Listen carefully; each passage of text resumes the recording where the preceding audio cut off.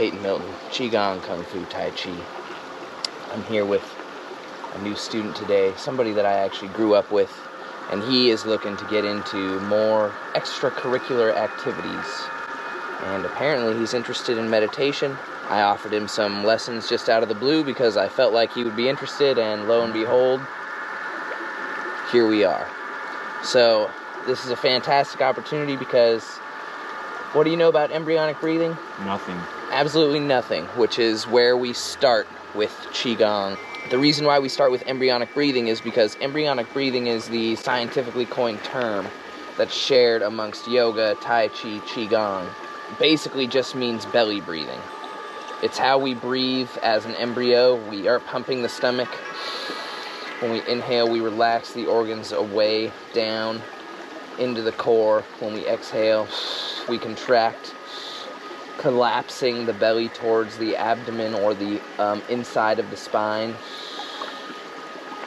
So that's essentially embryonic breathing, but in Qigong, we have what we call Dantian breathing.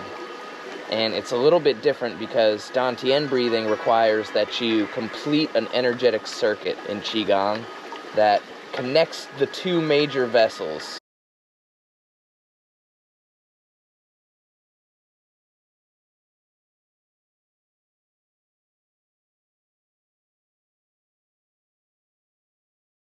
The first vessel going up from the tailbone, around the crown, and to the upper lip, being the governing vessel, where the tongue is supposed to connect behind the two front teeth, or somehow otherwise with the roof of the mouth, which I'll go into later because we do practice that tongue.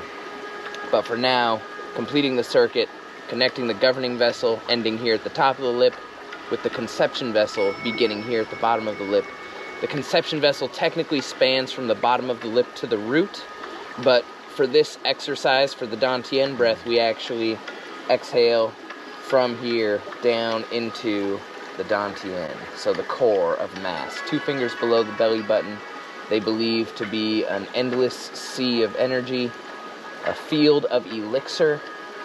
Elixir can be translated as youth. So youth can be translated as energy.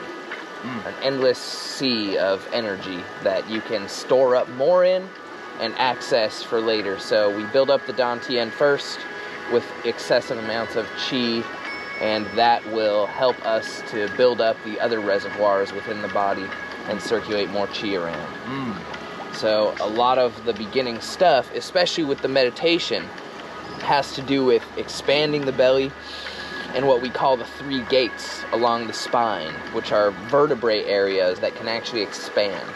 For now, since it's day 1 and you just learned about embryonic breathing and the difference between embryonic breathing and Dantian breathing being the tongue and connecting the energetic circuit, inhaling the Qi up the back of the spine, around the crown, then down on the exhale, allowing the Qi